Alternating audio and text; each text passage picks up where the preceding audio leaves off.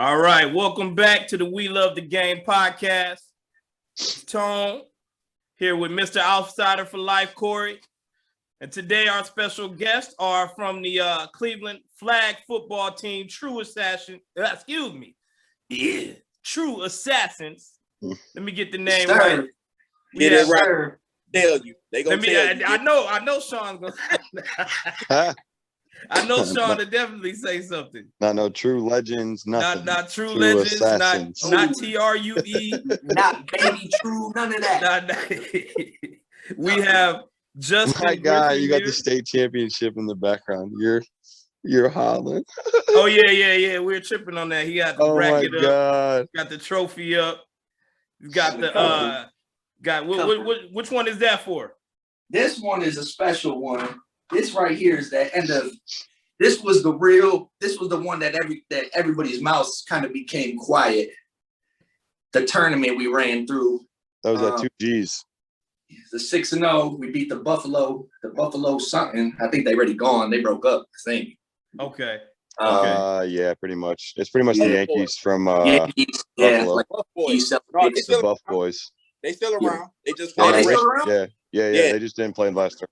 Okay, got you. So yeah, that one was a nice one. That was a special one right there. That was a good win. That's what's up. So what's going on with y'all? Playoffs coming up. Yes, sir. Yeah. Yes, sir. Big money. And I mean, Corey losing to the Gators definitely fucked up my plans. Let me tell you that. So What happened? What happened? Well, you look at how the bracket was sitting, kind of how I was telling them. Okay. So we were looking at everything, and we let everybody know. We win this game against up top, they lose to STV. We fall second, and based off of how the bracket was shaking up. So I think Corey had just played right after us, and I got off the phone with him because I called him. I'm like, I didn't get to make that up top game, and I'm like, yo, you at that game still? He's like, no, I'm not. And he didn't mention that they lost to the Gators. And if he might have mentioned that, I might have changed the fucking game plan for us, because now we look at how the bracket shakes, and we gotta go. They beat Hart. We got outsiders. And then, I just checked that. So you versus Hart, and then the next game would be you versus outsiders versus Hart. Right. And then the next game would be the winner of that. We're gonna say hopefully outsiders go against Tru. Mm-hmm. That's too early. That's too early for a matchup like that. Yeah, it is. Remember, Tone, like I told you, I said if all else fails, it should be Tru Assassins versus the outsiders in the championship. And at that point, it's congratulations to whoever. Of course, I want us to win. You know what I'm saying? Absolutely. That's in Cleveland, bro. That's what it's all about. And to sum it all up, when people talk about rivalries, and we're gonna talk about the best teams in the area, we're not count B and up top because they from Columbus. But and people gonna comment and people gonna say this, that, and the third. But the best two teams up here is the outsiders and Tru Assassins. Okay.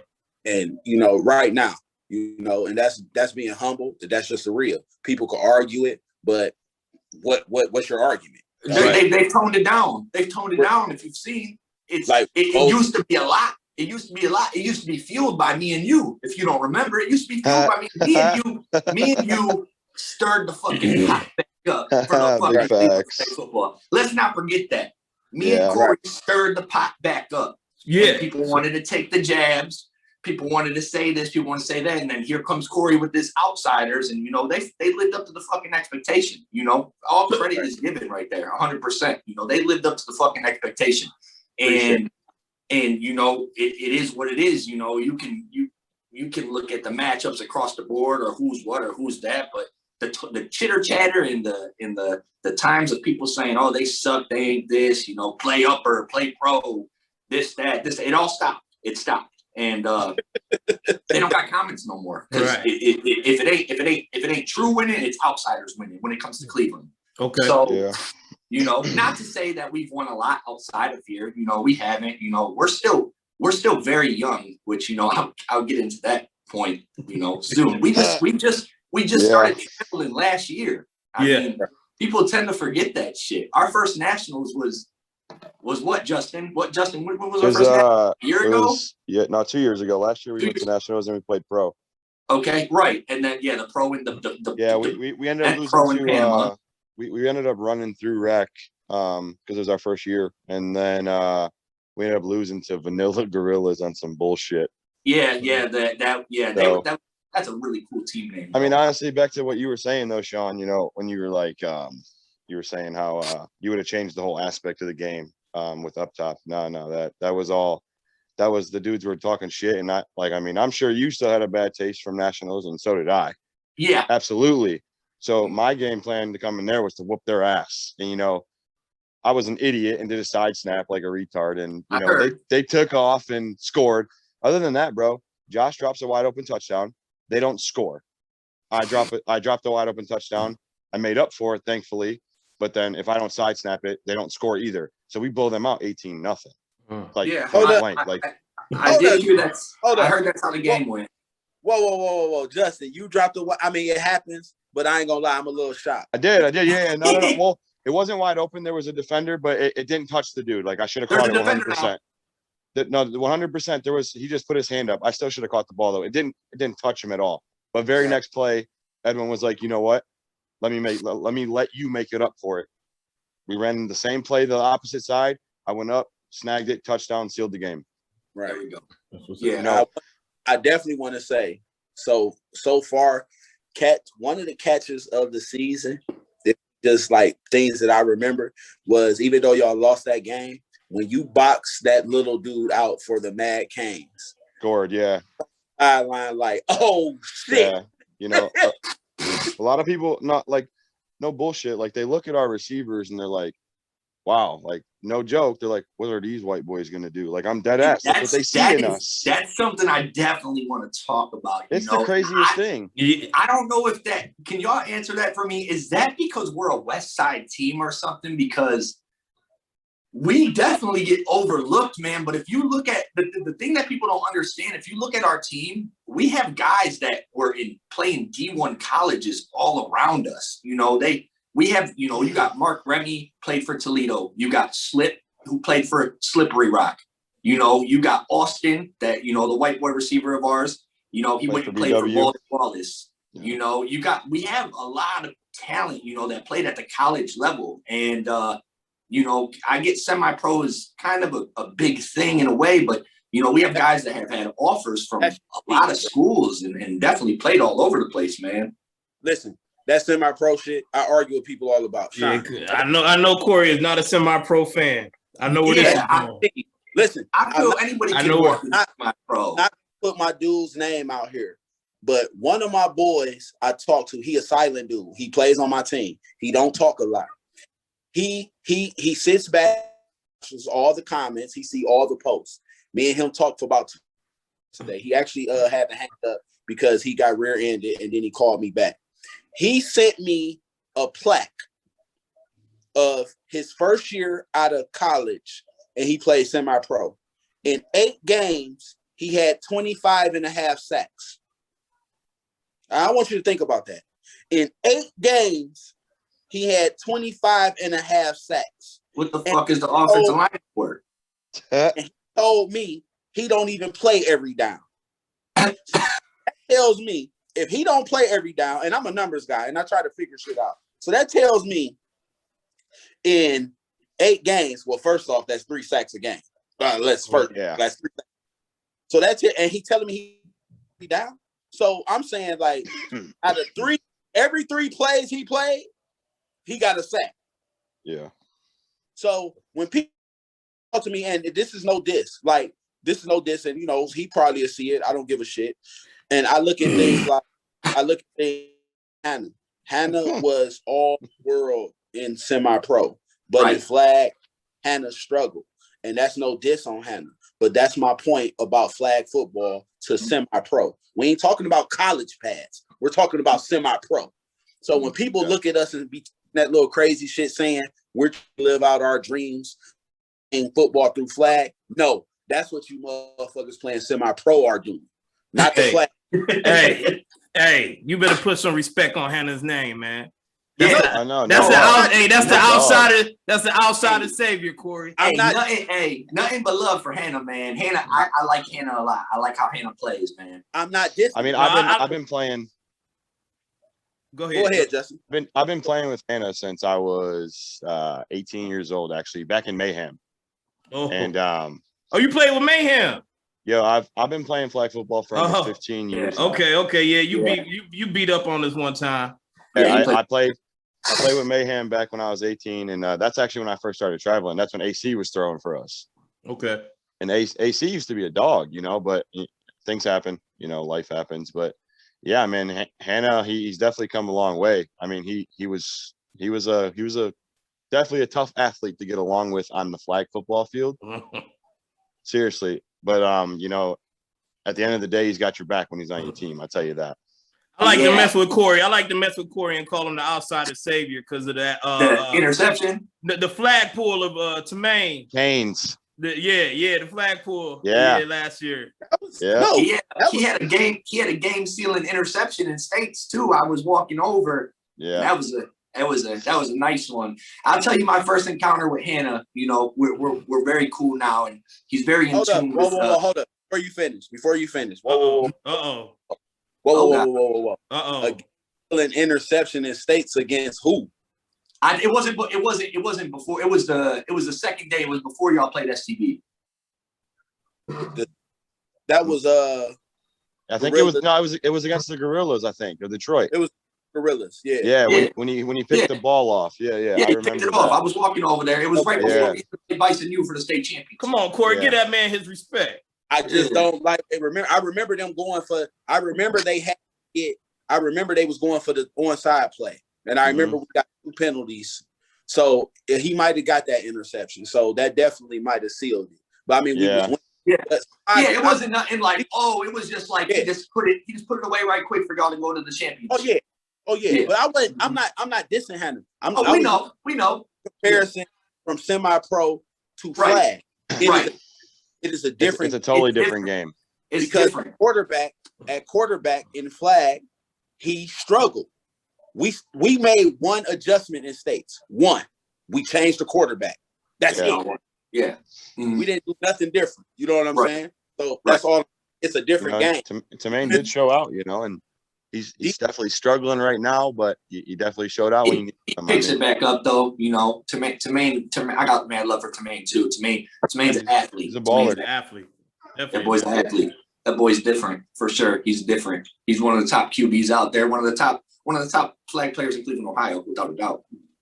So I got a question for y'all. So the first question is, I know that y'all had lost some players. Y'all had a couple players retire, etc. Like, so how the season went, did you exceed what you really believe from losing players, or is it like it's right where you thought you would be? Honestly, let me take that one, Justin. Let's start back at States, because that's where it happened. Yeah. That's where the stem of everything kind of broke loose, unfortunately. And it kind of sucked how it happened, because we were winning we won the first game, and the second game blew them out. It was crazy. We're blowing the second team out, and out of nowhere this commotion happens on the sidelines with one of our rushers and our other linebacker, my other linebacker, my guy next to me, my compadre, Road dog to my Robin, my Batman to my Robin. So a fight broke out. Unfortunately, a punch was thrown, a pretty bad punch, and my linebacker ended up breaking his nose, and it definitely it made me feel terrible in all types of ways, because first off, I'm running a team. At this point, that linebacker has, his brother and friends on the team. They're walking off the field. They're leaving. My rusher is, he's a little bit hot-headed sometimes, and he's getting angry, and we're all trying to calm the situation down, and it stumbled me, because it's just like we just won both these games. So I had to go back. We're up by like 30 points, both games, literally. So I had to go back to the hotel, and I had to make some adjustments, and I had to really sit there and think, because the thing is both of these players, this linebacker, I personally put him above me as, you know, and I'm a pretty sound linebacker, but this motherfucker right here. He's easily one of the best around. Yeah, flag pulling. You guys know Sam. So I mean, this fucking guy. Flag. I give him that.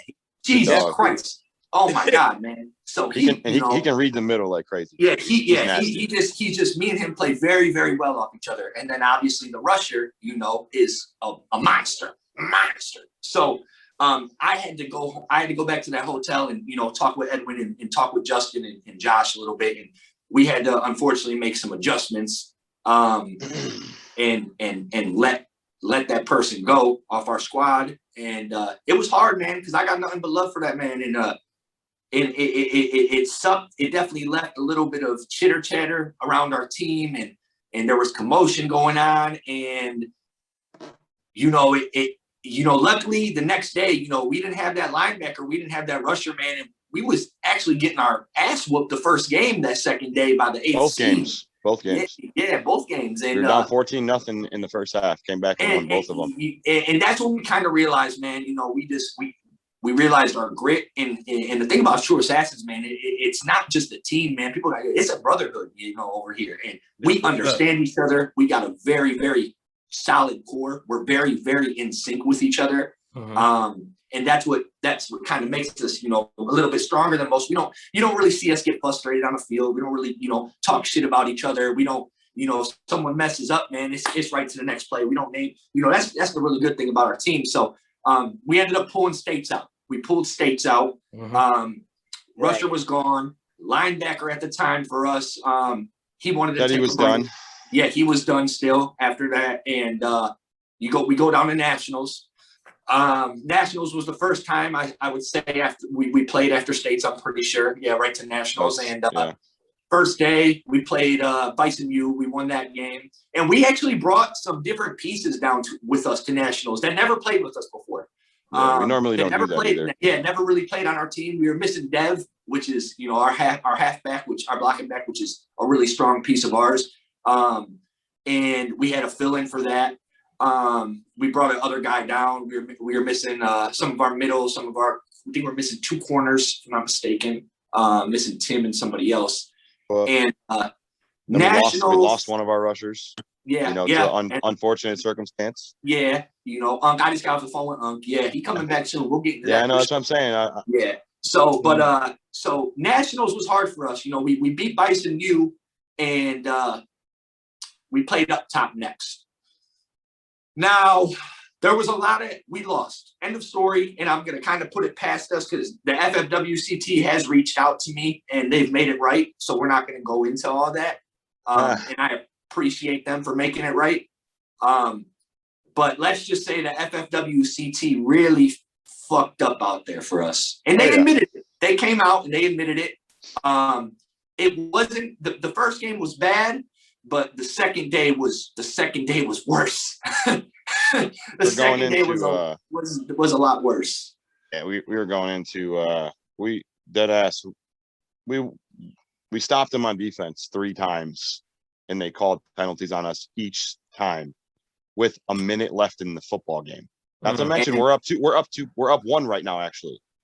And then so we win that, you know, we fight on to play up top again. We get our revenge, and then like I said, even after losing up top on that BS, it just left a bad taste in my mouth, you know.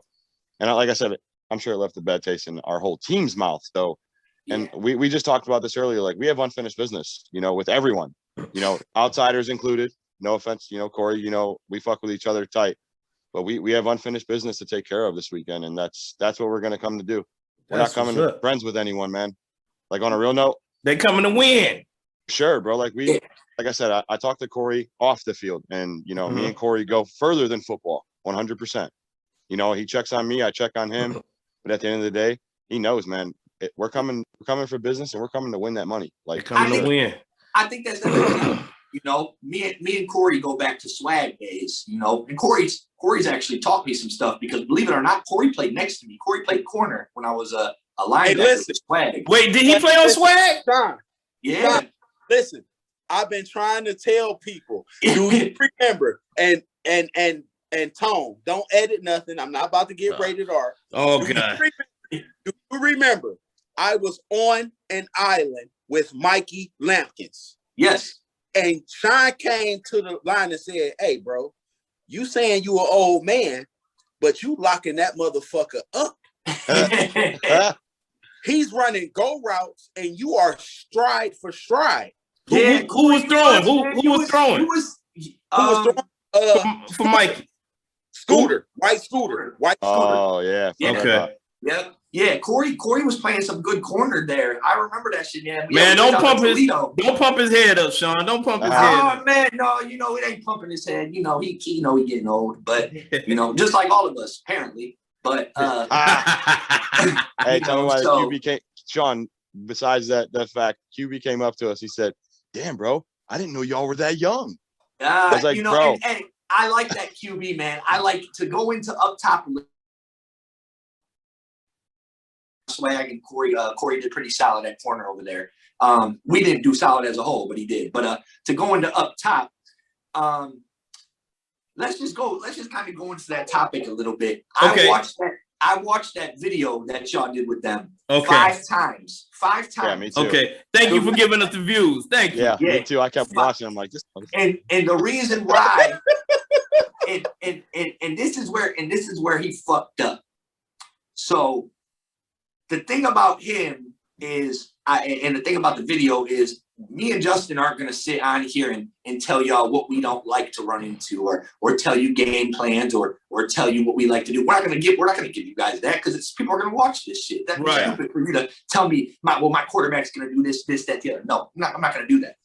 But what he did is he brought up heart, and he brought up how the corner rush confused him.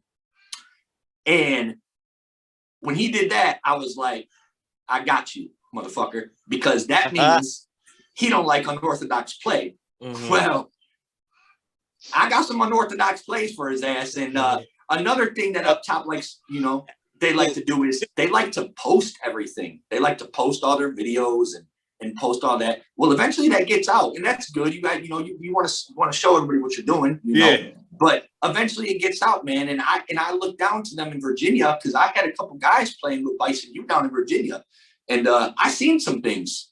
Yeah. So even though I wasn't at that game against up top, I do run the defense, and I told my guys, and I said, y'all are to do exactly this, and they did exactly what I told them from what I hear. And absolutely. And he was flustered. And it looks like I was right. So. I mean, it is what it is. I got nothing but love for up top. I like their coaches. I like Graham. I like Hager. I like their guys over there. They're building something. And I like that quarterback too. Me and Corey were talking about him. He got leaner and stuff. And he's a good QB. Yeah. He's got me a couple times, back playing with them for sure. But he just did a little too much for me to read your fucking mind and get to you, because that's what I'm gonna do. That's what I'm where he fucked up. Let me tell you where he fucked up. The very game, this motherfucker showed up 30 minutes late. Ooh. I'm like, you're a QB first off. You're the main core of that offense. You've been talking shit all week, and you show up 30 minutes late. Yeah, but things happen, man. I know, but no. So I asked him that, and they're like, nah, that's just him. That's how he is. He always comes. And then somebody had told me, they said down in Virginia, he did the same thing. He showed up 35 minutes late to a elimination game, and I'm like, you can't do that. Yeah. And he was, how he was talking about, we got 15 solid core guys. We're building something as a role player and this and that, and then you do that, and I'm just like, I already see where you're standing right now. Yeah. You know what I mean? Yeah, but we don't gotta talk about them much. Not at all. Maybe about them. I just wanted to go into a couple things. Right. Hey, Corey, maybe we are a curse, man. Because maybe we are a curse, because old world stars haven't been the same since Ludi came on. Like I said, I think that the main thing about Tru Assassins, I would say, bro, is like, I always say this, and I look around at all these teams and I'm just like, damn, bro, we are probably the only team that sticks with the same core guys. Yeah. Besides the Canes. The Canes do the same thing.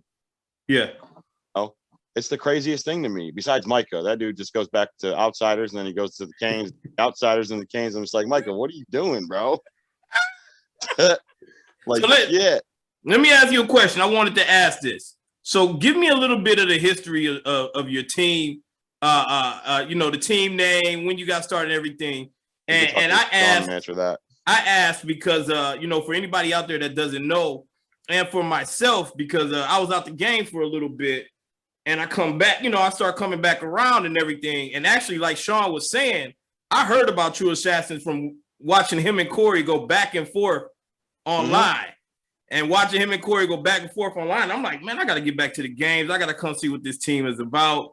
And I was hitting Corey up. I'm like, who is this team and everything? He's like, they solid. That's solid team. And then, I started coming back to the games. So tell me a little bit about the history of Tru Assassins.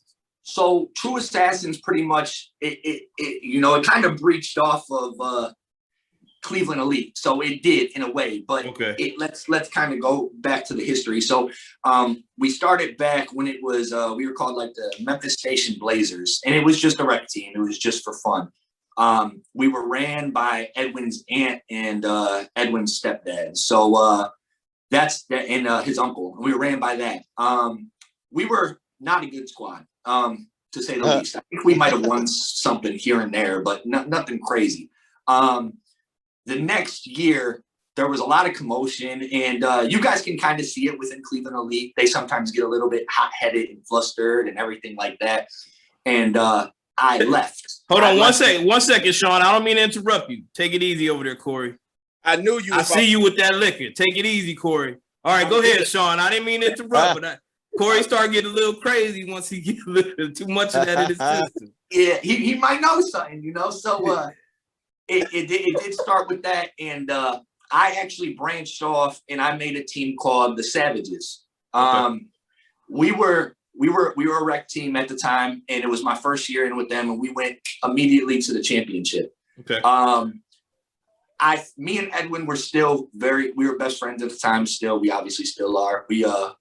I wasn't playing with them, but Edwin still was seeing, and I think pretty much Edwin just texted me one day and he's like, you know what, bro, let's do this. Let's do this. So, am I there still? Y'all got me? Yeah.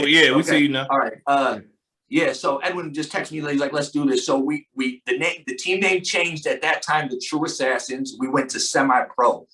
It was a lot of those guys still. It was, Edwin's aunt was still pretty much like the GM of the team as she is right now for the Cleveland Elite. Edwin's stepdad played, we had JJ, he was in the mix still. He was a receiver there, and a lot of those guys, a lot of Edwin's family, a lot of their family friends. And we won, I think, like 2 or 3 semi-pro championships.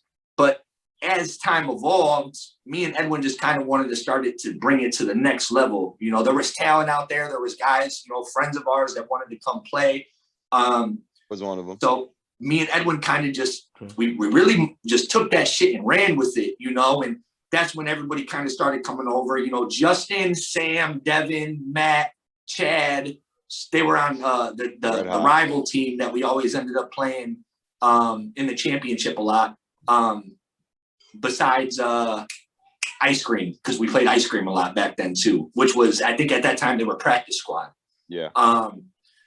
So, we went and we put everything together. We minimized some of those pieces. Edwin's aunt kind of backed up from it all. She went and started her own thing with some of those guys that are still on that team now. And some of the older guys are still there. And some of their sons and younger guys, they're obviously doing well. They beat the Legends last year and they fucking are doing well this year. I think they might play the Legends or maybe 614 Reapers or some shit like that. That's going on right now. So yeah, that's how everything stemmed, man. And my biggest thing was crawl, walk, run. I heard the chitter chatter. We heard the outside of everything. Edwin never really spoke on it. I was always that. And then Edwin just kind of came to the field and did his fucking thing. He spoke with his game. And I spoke with my mouth and a little bit of dirty play, but it's all right. Happens. You know, it happens. So, but that's where everything stemmed from in there, man. And like I said, crawl, walk, run. We was crawling. You know, we heard the chitter chatter. We started walking. We heard the chitter chatter, and we started running. And now it's crickets. Mm-hmm. So, you know that. And I said in due time, and due time is now. And you know, it is what it is. You know, there's a passing of the guard in Cleveland. I've spoke on it, and it's happened. You know, it used to be the Canes. And I got nothing but love for them dudes. Them dudes used to fuck me up, man. God, man, they the reason I put on this muscle. I believe it. I believe it. You know what I'm saying? And I just couldn't have that shit happen to me no more. That was a zip. I put that in me. I was like, nah, no more. So, you know, so that, you know, that's where everything pretty much stems from, man. So now it's a team ran by me and Edwin. Justin is one of our captains on the squad, and Josh Jones as well. And you know, from there, right now it's a family. It's just it goes more than football, and we got mad love for each other. We support each other in all aspects, and it's like a brother. It's a brotherhood. We're a very diverse team, and we grew up together. That's the crazy thing. And a lot of us grew up together. You know, we all know each other from way back in the day. Like I've known Edwin since second grade, actually. Edwin's been one of my really close friends. Pretty much a brother, obviously. So, you know. So that's the history. That's what's up. That's what's up. What's up, Corey? Corey, what was you going to chime in and say? Yeah, you look like you had something to say. I heard what he said. I was going to go back to something when you spoke on the receivers, because I was one of the people. And remember, I talked to you down in Valley View, and I said, y'all have a great defense. I said, but your offense is a little weird. So I was one of the people who didn't respect the receivers, because I always say, man, we play man on them. They don't have athletes. And we'll go out. It ain't even on the limb. I'm going to say, it's still unorthodox offensively, but for whatever reason, that shit works. Oh, you know, Edwin don't. I can go out in the air and say this. Edwin plays backyard ball. Backyard football is what we do. He plays backyard football. And the thing is so I can speak on that. You know, he plays backyard football, so there's no reading it. So it is what it is, you know. And that's just his shit. I'll tell you right now, man. Like when we come into the huddle, like no bullshit. Like, you know, Edwin is a fucking animal, bro. Nobody, like, I'm not even joking. Like Corey spoke on before, if you don't have rushers against him, you're screwed. 100%. But 9 times out of 10, when those plays are called, it's me or Josh in the huddle throwing him those plays, and then it sticks to him.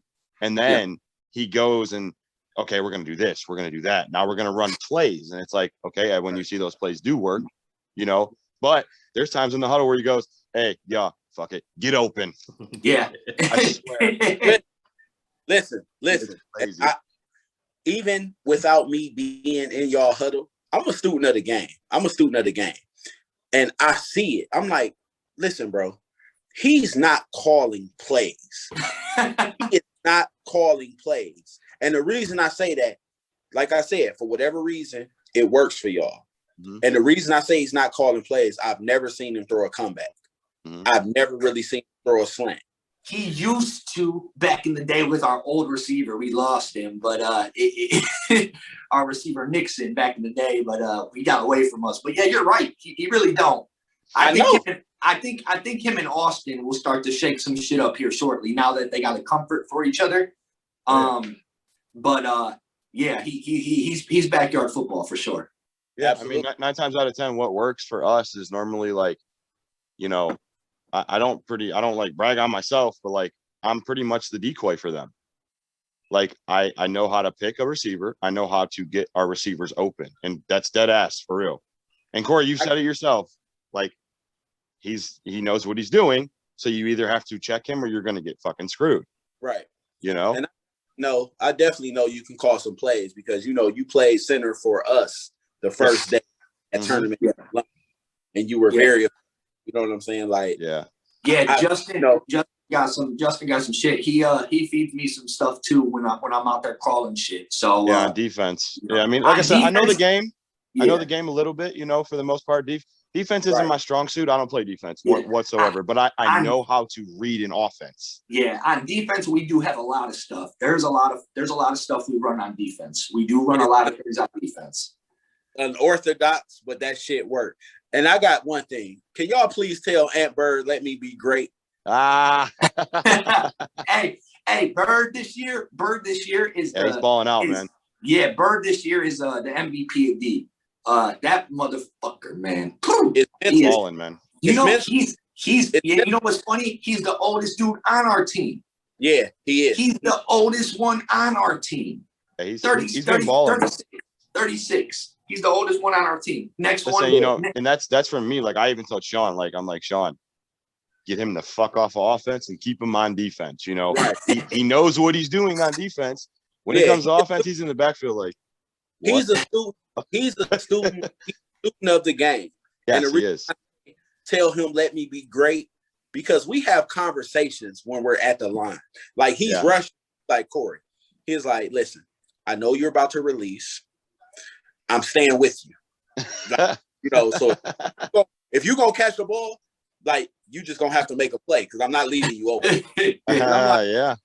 I'm like, I heard him talking to you a little bit. You know what I'm saying? I'm like, how you know I'm a releaser? He like, man, it's something about the way you walk or something about the way you stand at the line of scrimmage. And for me, I respect that, because that means he's a student of the game. You can kind of look at the back and tell when they're.